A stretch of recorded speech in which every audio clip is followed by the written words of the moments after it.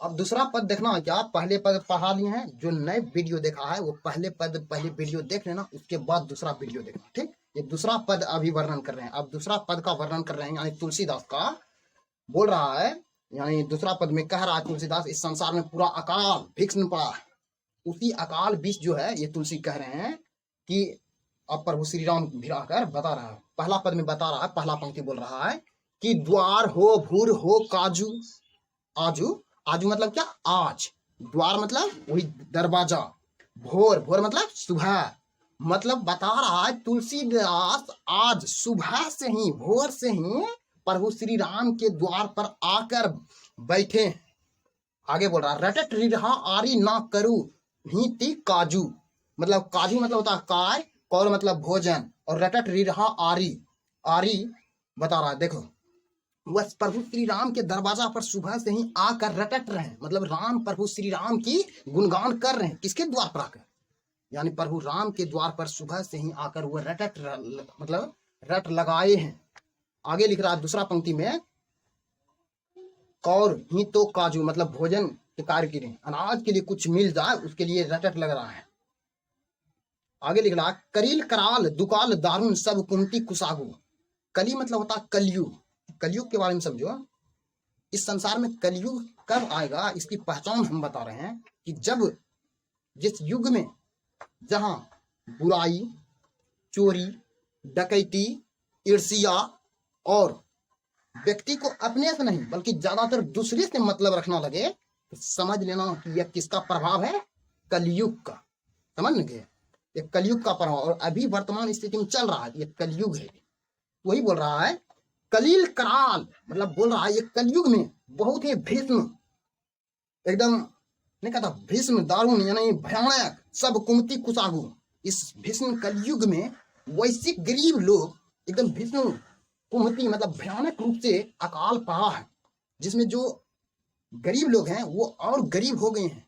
अब अगला पंक्ति में लिख रहा है नीच जन्मन ऊंच होई, जैसे एकदम उदाहरण दे रहा है नीच जन्मन, यहाँ नीच शब्द जो आया है ये नीच शब्द उच्च ऊपर वाले व्यक्ति को लिए कह रहा है, वे जो व्यापारी हैं जो अपने अनाज को गोदाम में रख लिए हैं और उस गरीब पर दया नहीं दिखा रहे, जो गरीब है उस पर दया नहीं दिखा रहे हैं, और उसकी रूप में जो है वो नीचे लोग उस पर दया नहीं दिखाकर अपना जो भाव होता है अनाज का और 4 गुना कर कर बेच रहा है, तो जो गरीब है नहीं खरीदेगा तो वो पूरा भीष्म रूप से अपना पूरा और गरीब हो जाएगा।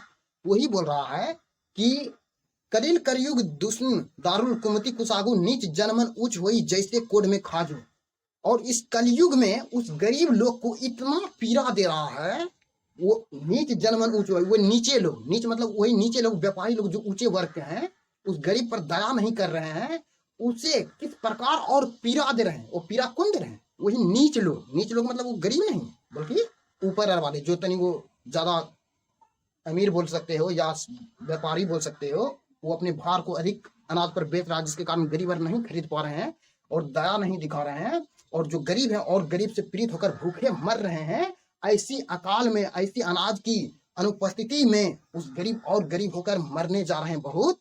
तो इसमें जो नीच लोग हैं उसका मन और क्या हो गया है, बढ़ गया। अब एग्जाम्पल दे रहे हैं कैसे, तो बोल रहा है क्या, जैसे कोड में खाजू, जैसे कोड में खाजू, एक कोड शब्द जो है याद रखेगा, ये कोड शब्द का मतलब क्या होता है, कोड का मतलब होता है घाव बोल सकते हो, एक प्रकार का घाव, क्या है घाव, ये घाव क्या है तो समझोगा कि ये एक ऐसी घाव या बीमारी है, यह शरीर के जिस अंग में हो जाता है वह अंग क्या होता है, वहां से गलना प्रारंभ हो जाता है, क्या होता है, वहां से गलना प्रारंभ हो जाता है। और वही बता रहा है कि जैसे कोड में खाजू, खाजू मतलब होता है खुजली, अगर व्यक्ति को पहले तो बीमारी हुआ है कि वो जिस अंग में होता है वह शरीर गल रहा है, अगर वही गलते हुए में जो खुजली हो जाए कितना भयानक दर्द होगा ये आप समझते हैं। एक तो व्यक्ति को घाव है, अगर उसमें भी खुजलाने लगे तो कितना भयानक दर्द होगा, समझ रहे हो। और उससे ये सभी गरीब और लोग को ये कलयुग में कौन दर्द दे रहे हैं, वही नीच लोग दे रहे हैं, किसके समान, जैसे कोड में खाजू। कोई दिक्कत, आगे पंक्ति में लिख रहा है कि जब ये दर्द हुआ उस गरीबर पर, तुलसीदास लिखे हैं कि जैसे हर हिये सदै बुझियो जाई साधु समाज, हहरिये मतलब कौन सी, हाहाकार मच गया उस गरीब के हृदय में। क्या हुआ? हाहाकार। जैसे तुम लोग एग्जांपल देते हैं कि बच्चा सब जो बचपन में कौनता है, 2-4 वर्ष होता है और बहुत कौन रहा है, तो हम लोग देखते हैं क्या, कपास गया बच्चा, नहीं क्या बोल रहा है, कपास रहा। वही बोल रहा है हम लोग को इतना पीड़ा दिया कि हमारा हाहाकार मच गया, किसमें? हृदय में हाहाकार मच गया है। और यह हाहाकार अब वही शांत होगा, कहाँ? साधु के मंडली में। वही लिखे हैं, हरि हिये सदे बुझिए जाय साधु समाज। अगर इस गरीब के हृदय को शांत मिल सकता है तो वही मिल सकता है, कहाँ? साधु समाज में। आगे बोलता है अगला पंक्ति में कि मोह से कभू कतु कोई तिन्हु कहियो कुल राजू दिनता दरिंदा दले कृपा वारधी बाजू। बोलता मोहसी केतु कोई तिन्हु कुल राजू। आप तो इस संसार के दरिया के जो हैं प्रभु श्री राम क्या है? दीनता है, एक तरफ से दयालु है। अगर हमारी ऐसी विडंबना, ऐसी दर्द भयानक कर सुनेगा प्रभु, तो हम लोग पर क्या करेंगे? कृपा वारधी मतलब कृपा करेंगे। ऐसी विपत्ति जो उस गरीब पर जो नीच लोग कर रहे हैं, ऐसी घटना अगर प्रभु को जो सुनेगा हमारे बारे में, तुलसीदास के बारे में कि वो गरीब है, एथियर है, तो प्रभु श्री राम हम सभी गरीब पर क्या करेंगे? कृपा करेंगे, उस नीच से अच्छा करेंगे, वही कृपा करेंगे। अगला लिख रहा है, दानी दशरथ हारे, दशरथ मतलब दशरथ, दानी दशरथे तू बनत सिरताजू। आप तो दशरथ के पुत्र जो है राजा सिरताजू, यानी राम तो दशरथ एक ना पुत्र था, वही दशरथ के पुत्र सिरताजू। जन्म को भूखो भिखारी, जन्म को मतलब भूखो भिखारी बता रहा है, जन्म को भूखो भिखारी गरीब निवाजू पेट भरी तुलसी जवायु भक्ति सुधा सुनाजू। बोलता है जन्म को मतलब होता है जन्म से, जन्म को का मतलब क्या था? जन्म से। यानी ये तुलसी जो आपकी भक्ति के लिए, किसकी भक्ति के लिए? आपकी भक्ति के लिए जन्म जन्म से क्या है? भूखे हैं। वो जो आपके द्वार पर सुबह से आकर रट लगा रहे हैं, वो अनाज के लिए, पेट भरने के लिए आपसे अनाज नहीं मांग रहा, वो इसलिए आपकी भक्ति पर अगर जन्म जन्म से भूखे हैं, अगर थोड़ा देर में समझागा तो अगर जन्म जन्म से भूखा रहेगा तो वो तो मरिए जाएगा ना। लेकिन वो बता रहे हैं हम वो भूखे नहीं है कि आपकी अनाज के लिए, हम वो भूखे हैं आपकी अमृत रूपी भक्ति। वही लिखा है जन्म को भूखो भिखारी, हम वो भिखारी हैं जो आपकी भक्ति के लिए जन्म से क्या है? भूखे हैं। गरीब निवाज वही बता रहा है, पेट भरी तुलसी जेवाही खिलाए भक्ति सुधा सुना। आप हमें भक्ति का वह रस पिलाइए जिससे हमारे पेट को क्या होगा? भर जा। इस तरह दूसरा पंक्ति भी समाप्त होता। अब क्वेश्चन आंसर देखते हैं। ठीक, देखो हम अभी खाली हिंट्स एक तरफ से मार देते हैं, उसको लॉन्ग तरह तुम लोग जो है क्वेश्चन आंसर लिख कर आना। ठीक, हम चेक कर लेंगे। अब बोल रहा कम हूं अम्भ अवसर पाई, यहाँ अम्भ अम्भ संबोधन किसके लिया? अम्भ किसके लिए आता? माँ सीता के लिए नहीं बताए थे पहले पद में, यानी माँ सीता के लिए आया। अब दूसरा कह रहा प्रथम पद में तुलसी ने अपना परिचय किस रूप में प्रक्रिया में दिया था? प्रथम पद में जो पढ़े थे तुलसीदास, जो अपना परिचय किस रूप में दिया था?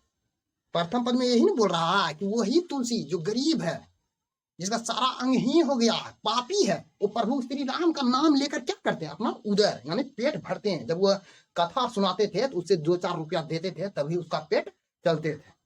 तो इस रूप में अभी मतलब लिख देगा, डिटेल कर देगा। ठीक, अच्छा से। अगला बोल रहा है, अगला क्वेश्चन,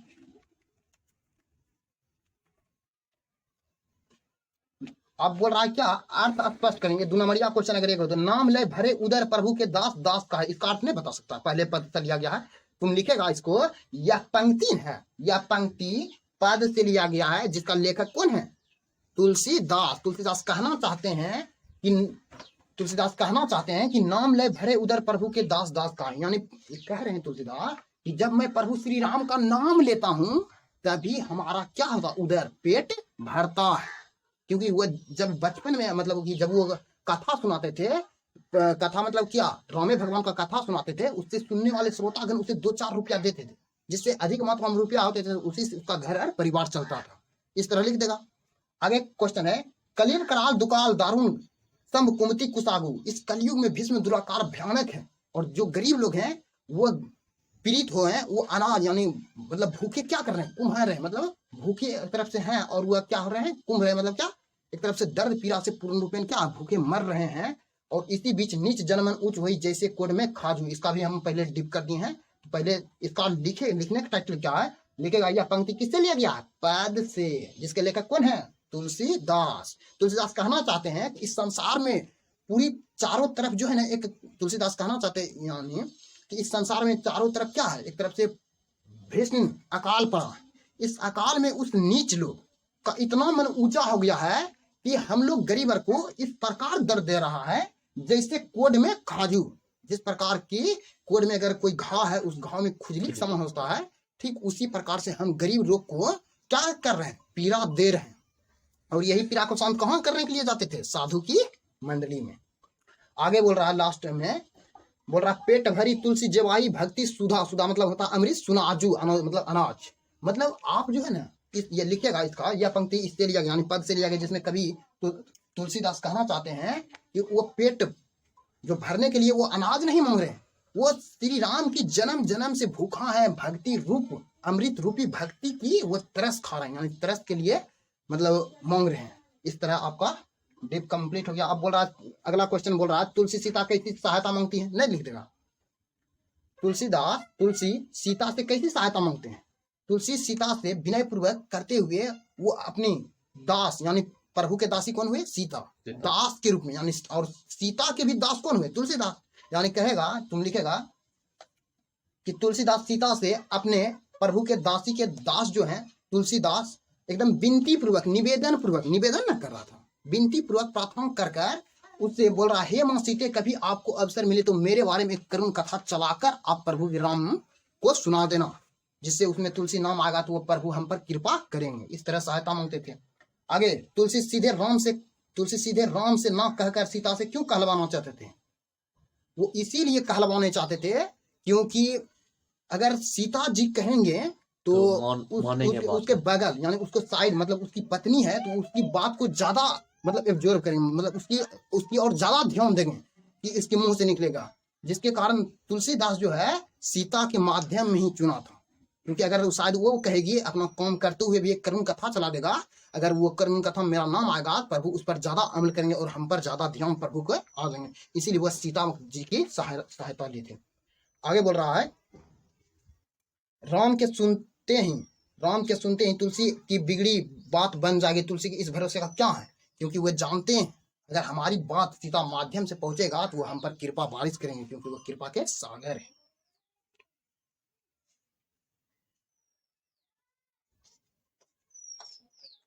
अब बोल रहा प्रथम पद के अपने शब्दों में भाव स्पष्ट करने नहीं कर देगा, ठीक है। इस तरह